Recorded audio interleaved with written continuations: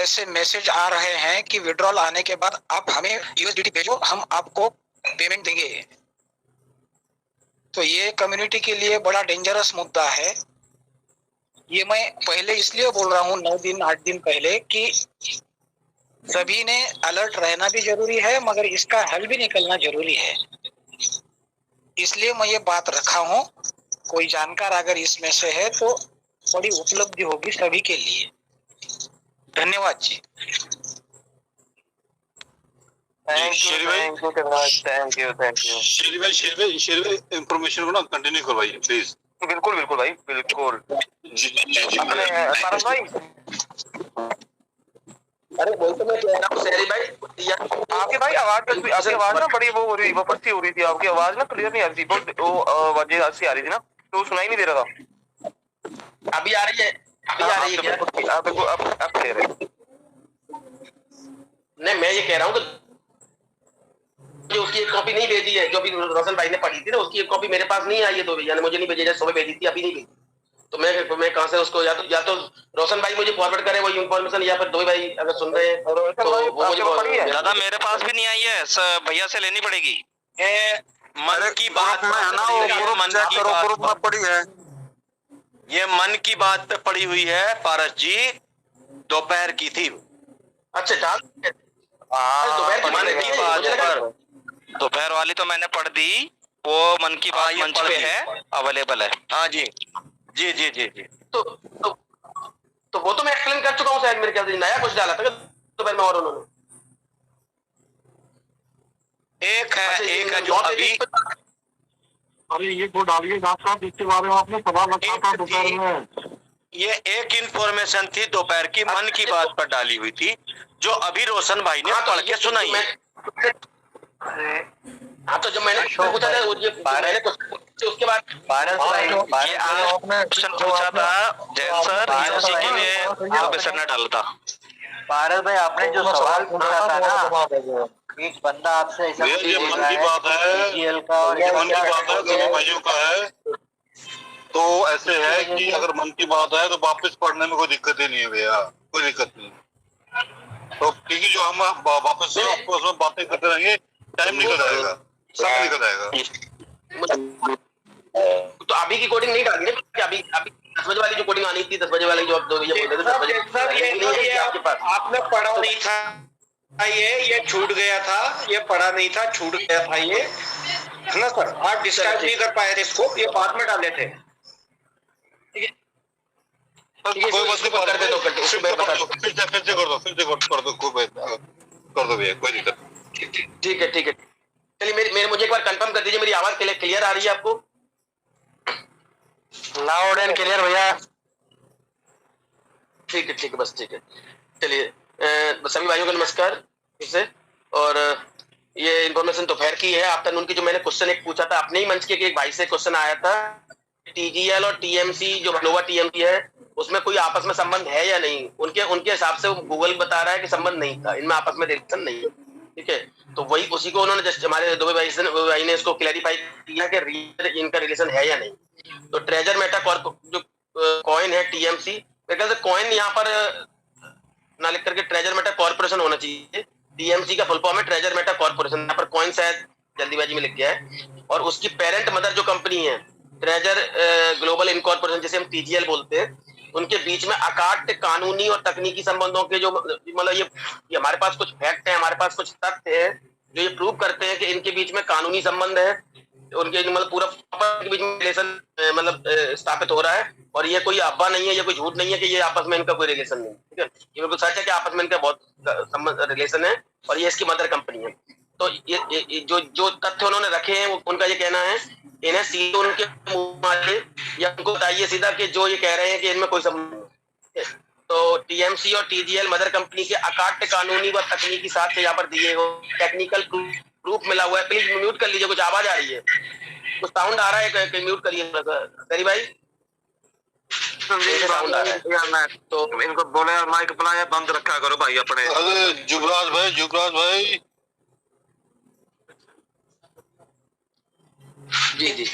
ठोका पीटी की आवाज आ रही थी।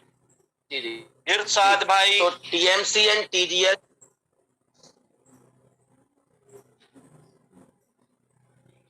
ठीक है, आप शांत हो गए मुझे लग रहा है, अब नहीं आ रही है आवाज, ठीक है।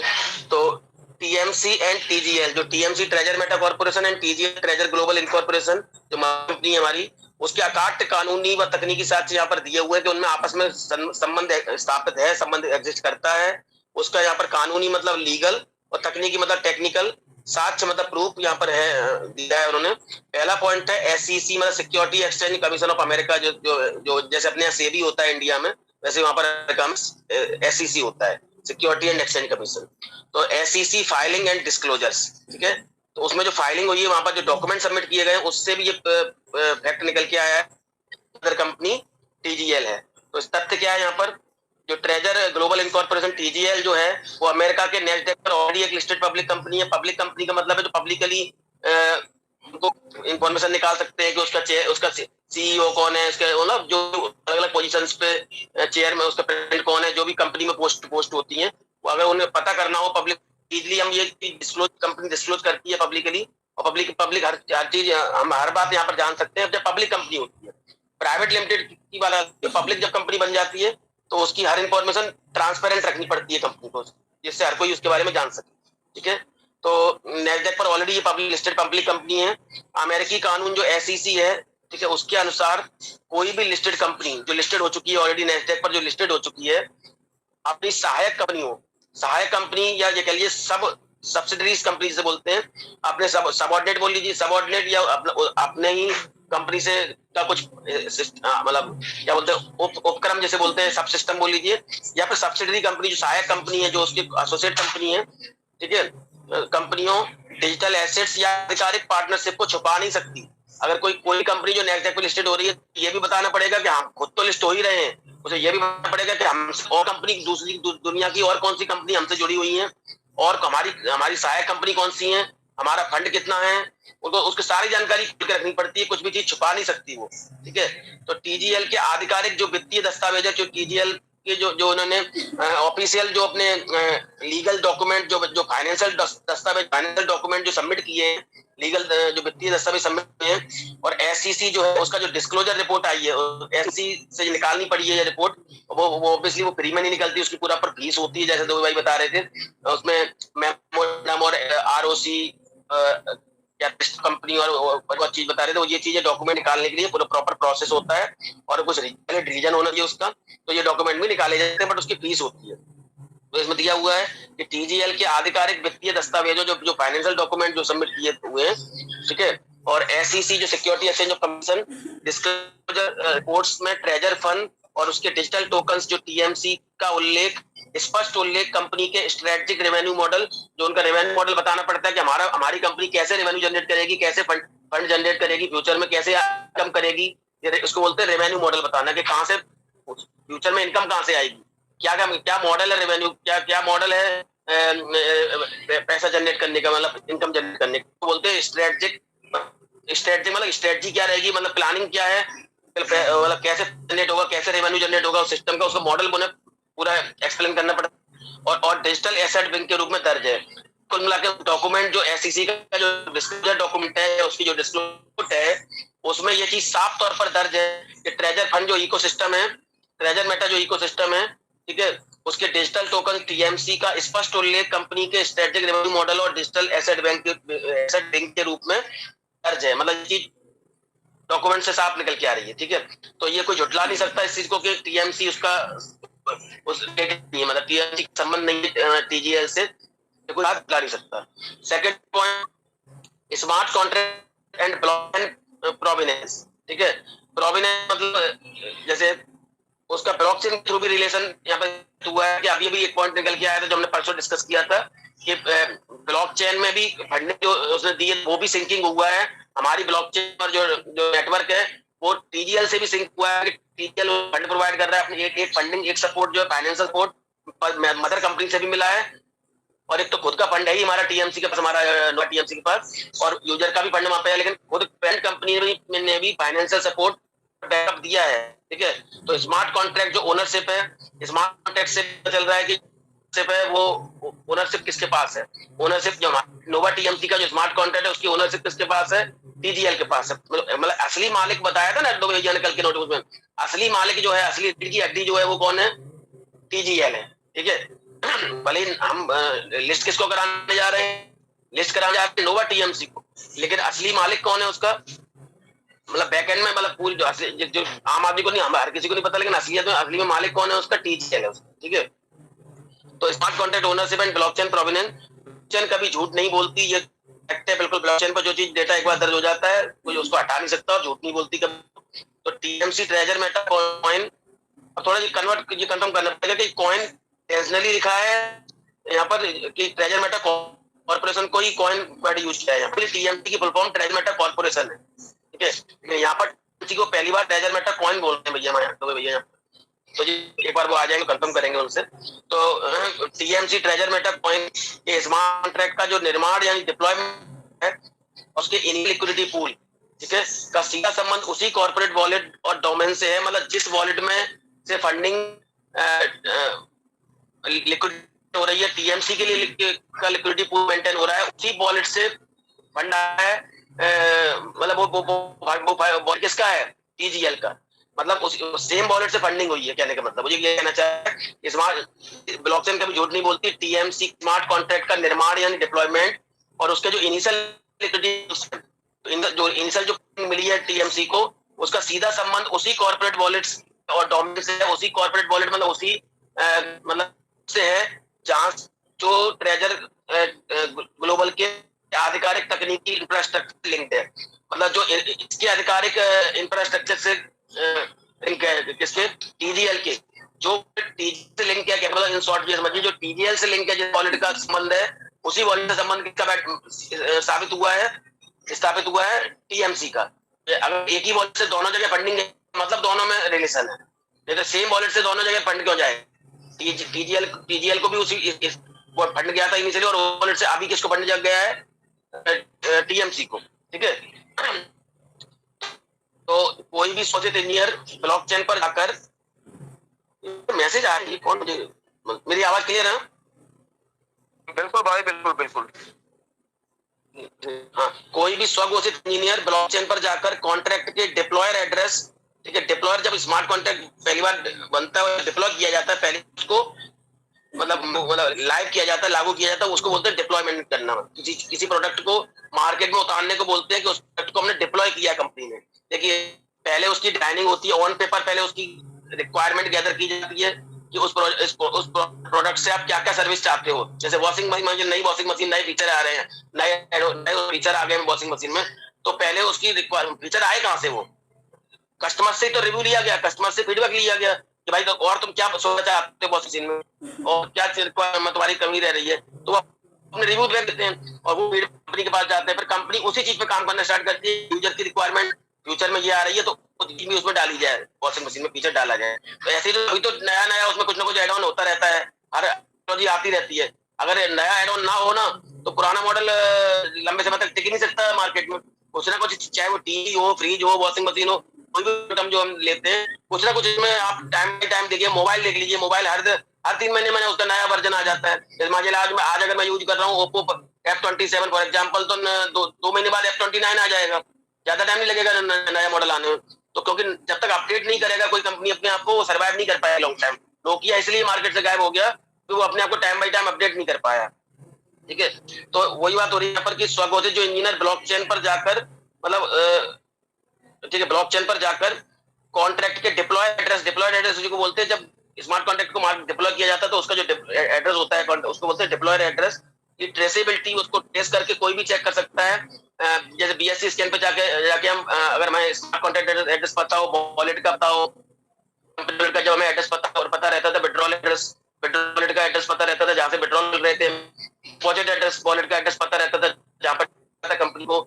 तो हम देख पा रहे थे कि एक दिन में कितना विड्रॉल निकल जा रहा है कंपनी की तरफ से और एक दिन में कितना डिपॉजिट पहुंच रहा है कंपनी के पास। ये सारी चीजें हम ट्रेस कर पा रहे थे अगर मैं एड्रेस पता हो। ऐसे ही हमें किसी कॉइन का एड्रेस पता हो, जैसे कि हमारा टोकन का एड्रेस पता हो, TUFT का एड्रेस हमें पता था जिसका 784 लास्ट में आता था।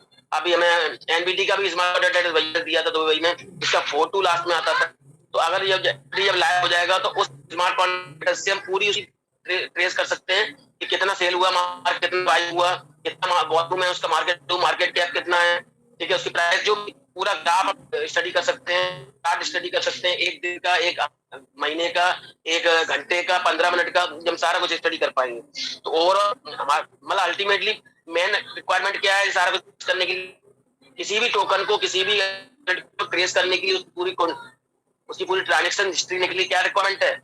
अल्टीमेटली हमें उसका एड्रेस चाहिए, चाहे वो टोकन हो, चाहे कोई वॉलेट हो।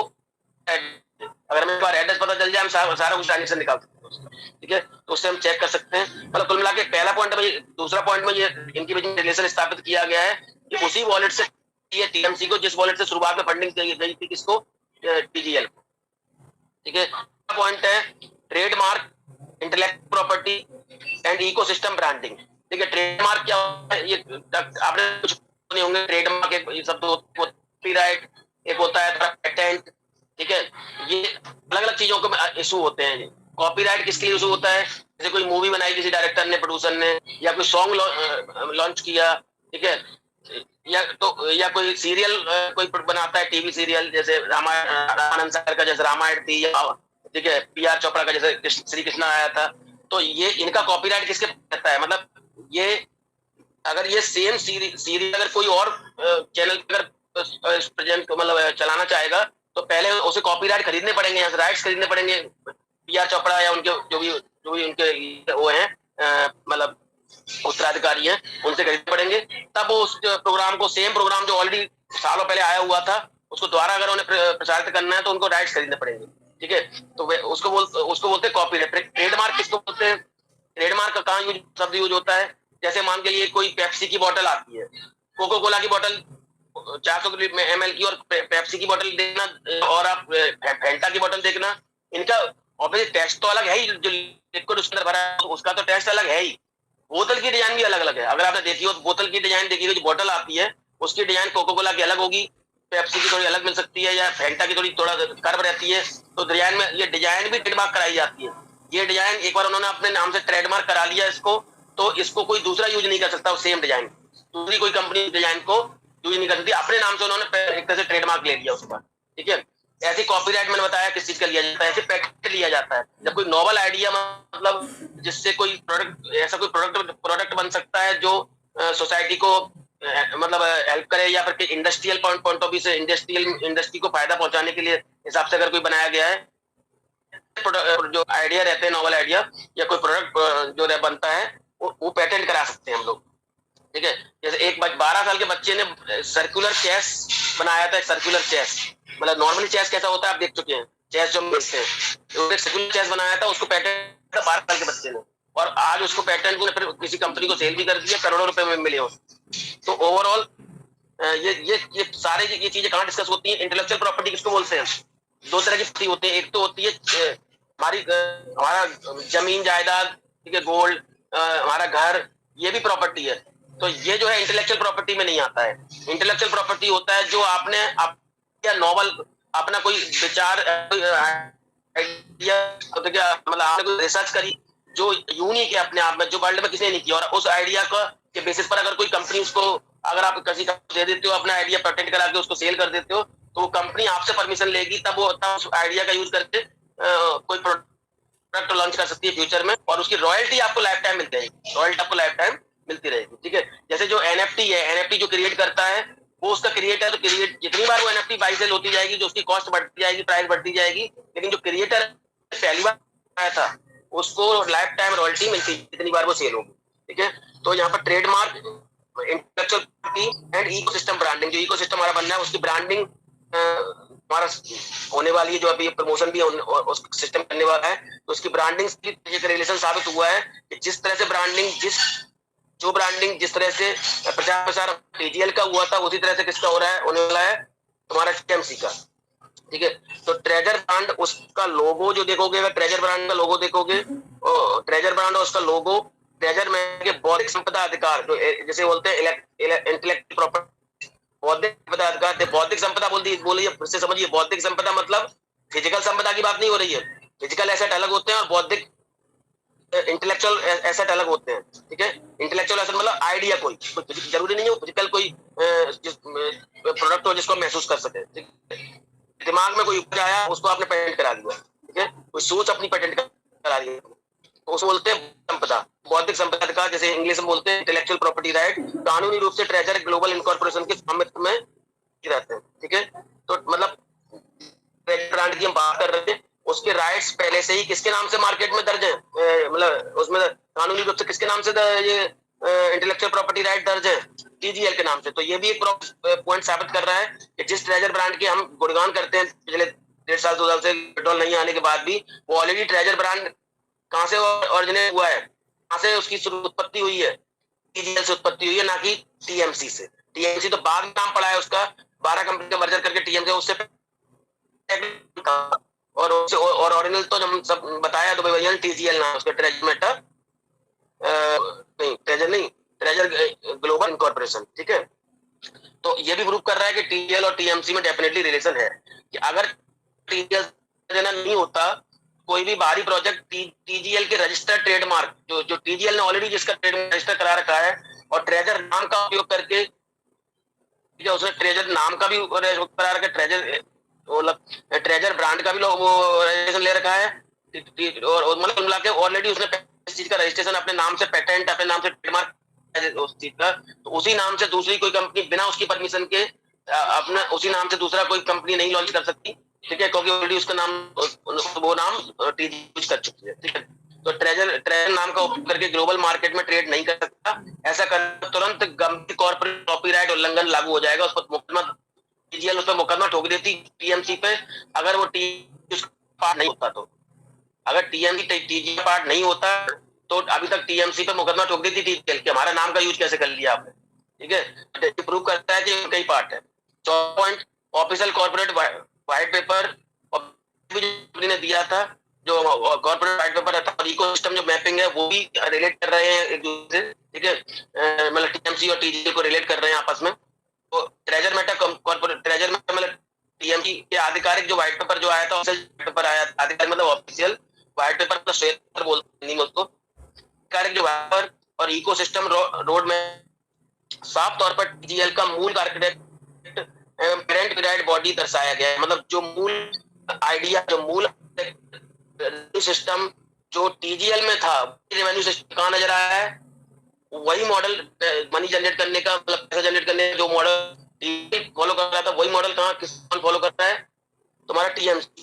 ठीक है, तो टीजीएल के ई कॉमर्स जो था, टीजीएल जो ई कॉमर्स सिस्टम यूज कर रहा था, कैमिंग यूज को यूटिलिटी प्रदान करने के लिए ही टीएमसी को नए टोकन के रूप, नेटिव टोकन के रूप में डिजाइन और लॉन्च किया गया है। टीएमसी नाम से उसने कंपनी इसलिए बनाई, देखिए जैसे एक कंपनी फिर उसकी सब ब्रांच बन जाती है, जैसे आप मान लीजिए आईटीसी, अब आईटीसी कंपनी के बहुत सारे प्रोडक्ट आते हैं, आप तो ऐड भी आता है, लास्ट में बोलता भी बाई आईटीसी, ये ठीक है, जैसे कोई साबुन आया तो पूरा प्रचार हो गया, लास्ट में वो बोलेगा बाई आईटीसी, यूनिलीवर। ठीक है, अब दो भैया ने बताया हिंदुस्तान नाम से, तो लगता है कि हिंदुस्तान की कंपनी है, कंपनी पाकिस्तान में पाकिस्तान यूनिलीवर नाम से काम कर रही है, दूसरी जगह किसी तीसरे नाम से काम कर रही है, तो वो कोई हिंदुस्तान की कंपनी नहीं है, और उसका जिस कंट्री में वो काम करती है उसका नाम अपने साथ जोड़ लेती है। ठीक है, तो ओवरऑल यहाँ पर भी ये साबित हो रहा है, इनका मॉडल, रेवेन्यू मॉडल, सारा कुछ जो सिस्टम इन्होंने कॉमन था इन दोनों का। और उसके अलावा टीजीएल ने टीएमसी बनाई क्यों, क्योंकि कुछ प्रोडक्ट उसको अलग नाम से मार्केट में लाना था, अपना एक सिस्टम बनाना था।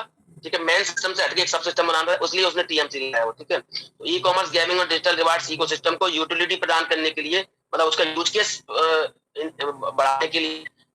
बढ़ाने के लिए ही टीएमसी को नया मार्केट में नए रूप में डिजाइन किया और उसको लॉन्च किया गया था। फिफ्थ पॉइंट यहाँ पर है एग्जीक्यूटिव लीडरशिप, मैनेजमेंट कंट्रोल।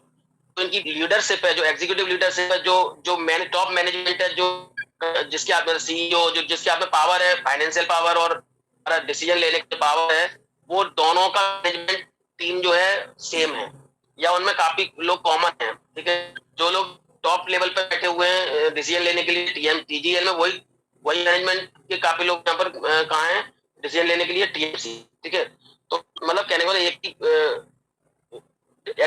समझिएगा, तो ओनरशिप सेम टीम लीड कर रही है, कहने का मतलब।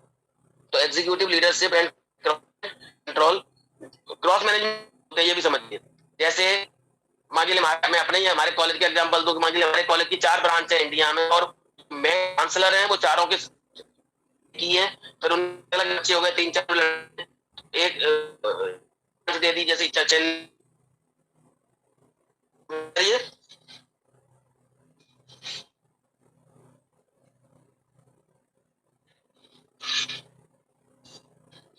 हेलो हेलो, अशोक जी,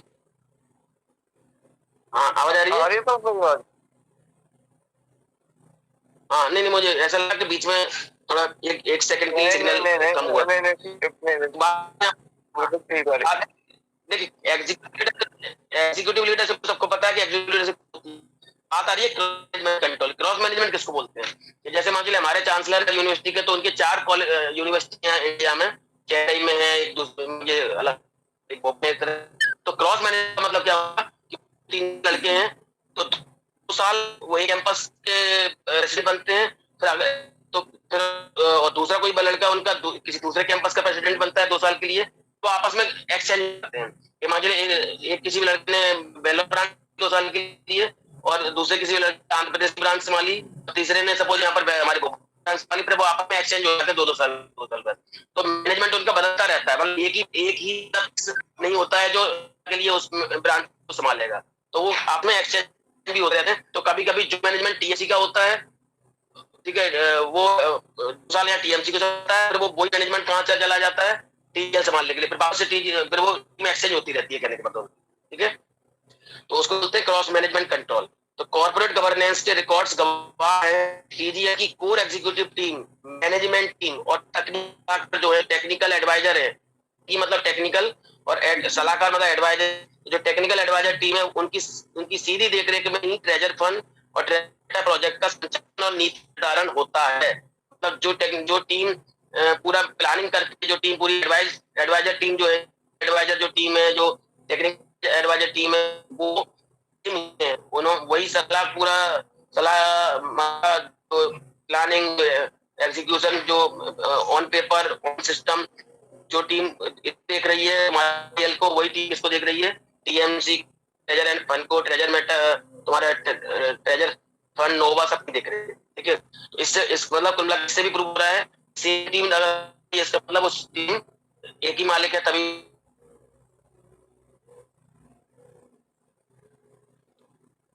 जैन साहब आवाज कट रही है आपकी। जैन साहब आवाज कट रही है। कट रही है, गायब ही हो गई।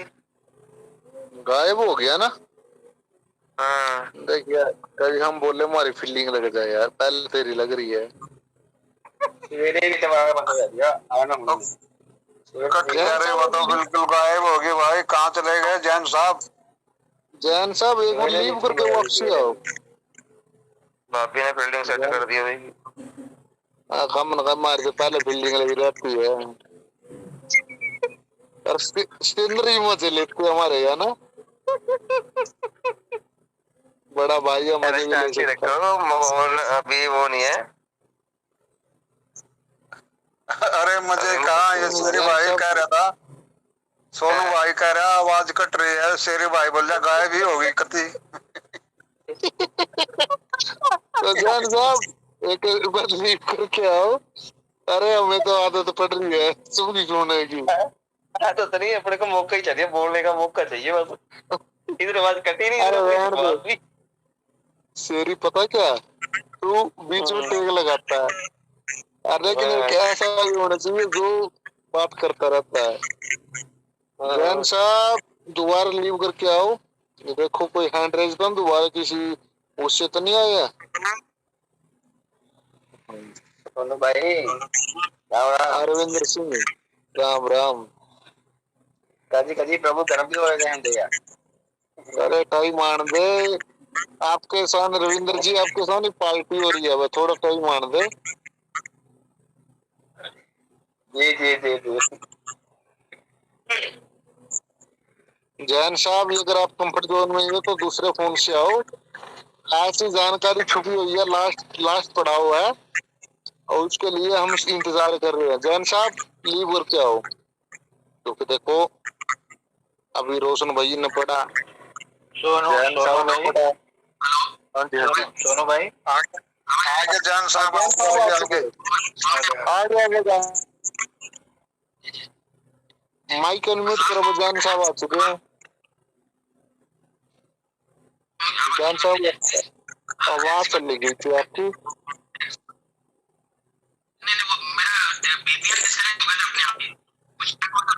जान साहब आवाज नहीं आ रही है। मकान में हो क्या? आवाज क्लियर नहीं आ रही है भाई। अरे जान साहब चाय भाभी के लिए फिर बना लेना, पहले खबर को पढ़ लो।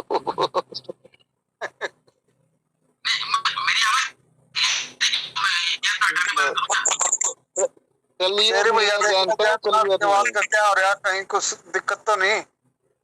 शेरी भैया बताएंगे। शेरी भैया मेरे शेर तो साले पंप देता रहा कर अपनी रात को भी। मैं बिल्कुल भाई भाई दूर से आ रही है। नहीं अभी तो भाई वो आ रही है आपकी ना।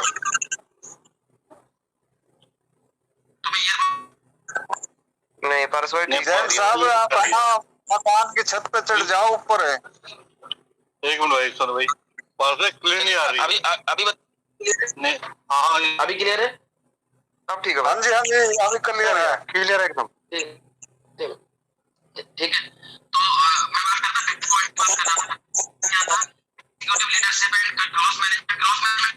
कैसे होगी भैया? वो फिर तो होगी बस जान साहब, वो फिर दोबारा तो होगी। परफेक्ट कट रही है, कैसे हो रही है? डिवाइस का प्रॉब्लम लग रहा है पारस भाई। भारत भाई, अगर आपने एयर लीड लगा रखी है, एयर लीड लगा रखी है तो उसको टाइट कर लीजिएगा, शायद उसी की वजह से हो रही है, एयर लीड की वजह से।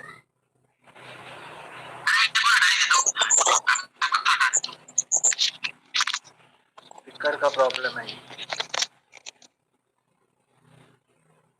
अरे जैन साहब छत पे आ जाओ, छत पे, ऐसा नहीं काम चलेगा।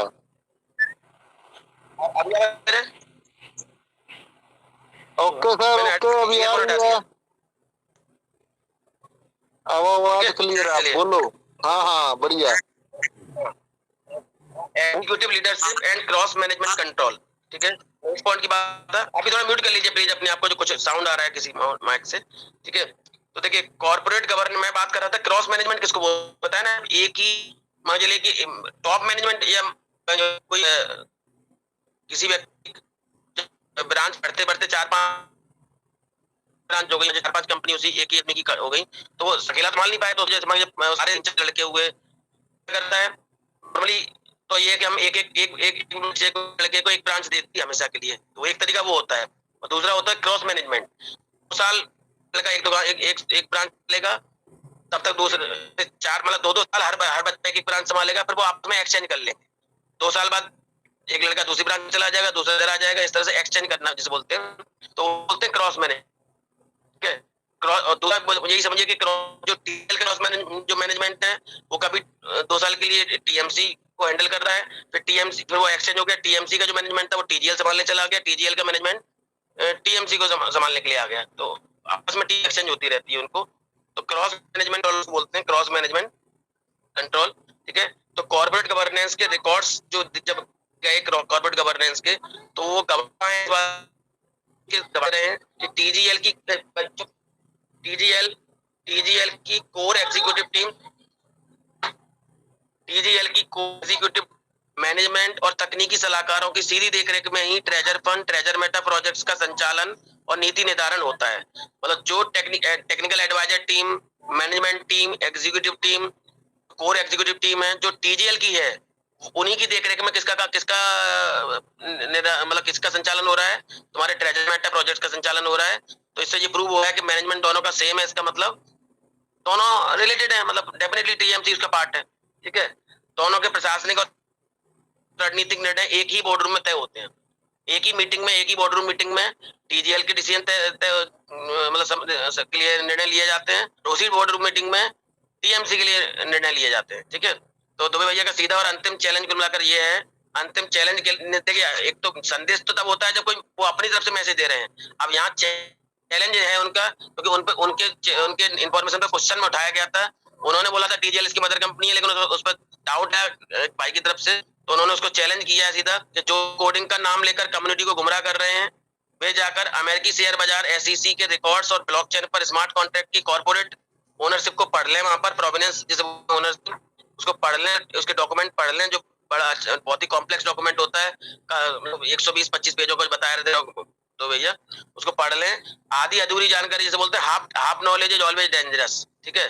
तो आधी अधूरी जानकारी के से पैनिक फैलाना बंद करें, या तो पूरी जानकारी लो या बिल्कुल या नहीं है तो फिर जो जिसको जानकारी है उसको सुनो और उसको फॉलो करो, ठीक है, या फिर खुद पूरी रिसर्च करो अच्छे से, ठीक है। तो TMC का वजूद सीधे TGL की तकनीक और कॉर्पोरेट नींव से जुड़ा हुआ है, जो इसका फाउंडेशन है, तुम्हारा कॉर्पोरेट फाउंडेशन है किसका, TGL का, और TMC का एग्जिस्टेंस, TMC का अस्तित्व, TMC का वजूद भी सीधे उससे जुड़ा है।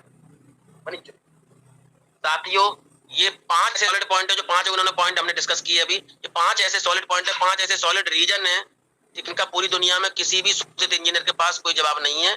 जाइए पूरे गर्व के साथ अपनी कम्युनिटी के सामने सत्य की जीत का डंका बजाइए, आपकी सदाई जय हो। कुल मिलाकर ये क्वेश्चन जो उठा था, उन्होंने उस क्वेश्चन को बिल्कुल सिरे से, मतलब वो डाउट जो था वो डाउट ही था, क्योंकि वो मतलब ये चैलेंज था, आया था उनके सामने कि भाई इनका रिलेशन नहीं है, क्योंकि गूगल कह रहा है इनका रिलेशन नहीं है। गूगल पे जो सर्च करा है हमारा किसी भाई ने, तो वो तो मना कर रहा है ये दोनों कंपनी आपस में रिलेटेड नहीं है, लेकिन उसको फैक्ट के साथ में, तथ्य के साथ में यहाँ पर उन्होंने एक तरह चैलेंज स्वीकार करते हुए इसको जवाब दिया है कि भाई इनका रिलेशन है, पूरी तरह से रिलेशन है, ठीक है। तो गूगल के भरोसे मत बैठिए, क्योंकि गूगल पे वो चीज रहती है जो सर्च करी जाती है, ठीक है, जो हम सर्च करते हैं बार बार वो चीज डाली जाती है, और अभी कुछ चीजें अपडेट नहीं हुई है गूगल पे, मतलब एक तो पुराना 1.5 साल पुरानी जो स्कैम का लग गया था वो आज भी डला हुआ है, जबकि कितना काम तब से बढ़ चुका है, ठीक है।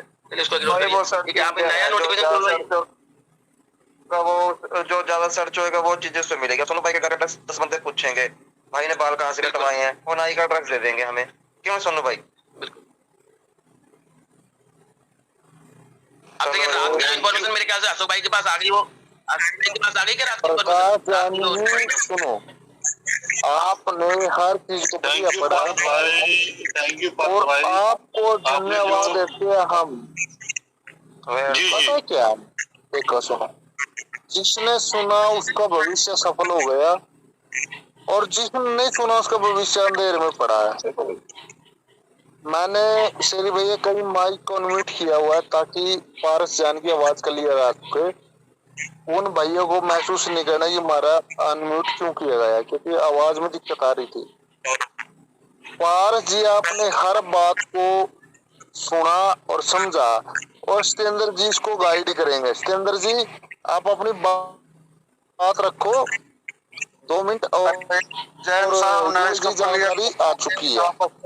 रिलेशन है, एक ही कंपनी है ये जो है ना, TMC इसकी सहायक कंपनी है और TGL बड़ी कंपनी है, दोनों का वैलेट एड्रेस भी एक है और जो ना दोनों की मैनेजमेंट भी एक है, और जो ना क्रॉस हो जाती है, जैसे बता रहे थे ना 2 साल इसमें TMC की उधर चली जाती है TGL में और TGL की TMC में, तो कितने पॉइंट तो बता दिए जैन साहब ने, और क्या पूछो इसके बारे में, वो यही तो पूछ रहा था इनका भी आपस में कोई रिलेशन है कि नहीं, तो सारे तथ्य तो इधर जैन साहब ने क्लियर कर दिए हैं।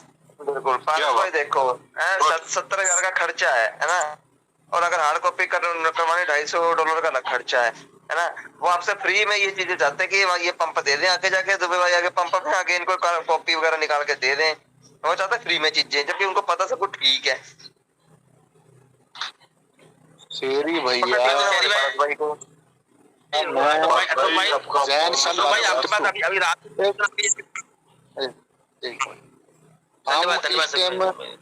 इस विषय पे बात कर रहे हैं। हम बात कर रहे हैं कि जो मतलब कंपनी है 2 प्रकार की है, लेकिन सतेंद्र जी ने सवाल बड़ा अच्छा किया है कि एक है या 2 कंपनी है। देखो सवाल करना अधिकार है, तो सतेंद्र जी इसको क्लियर करो आप।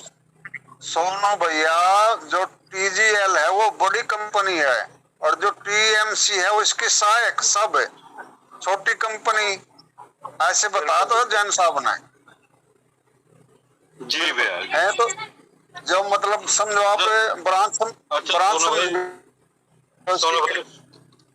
सुंदर भाई, सोनू भाई, जो दुबे भाई ने अशोक भाई को कोडिंग डाली है तो इंफॉर्मेशन डाली है, उसको भी सर्च किया जाए, समय हो गया है। तो वो information एक बात आ रही क्या मेरे पास?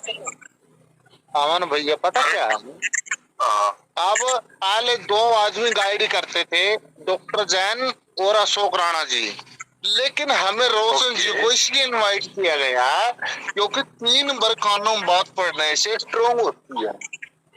अगर रोशन जी अपना पुराना विश्वास जमाना चाहते हैं तो उसने हमारे साथ खड़े होना पड़ेगा। मैं भैया वो हमारे साथी हैं, साथी हैं, हमारे साथी हैं। सुनो पता क्या, कई बार ऐसी परिस्थिति हो जाती है जो इंसान को बेबस कर देती है।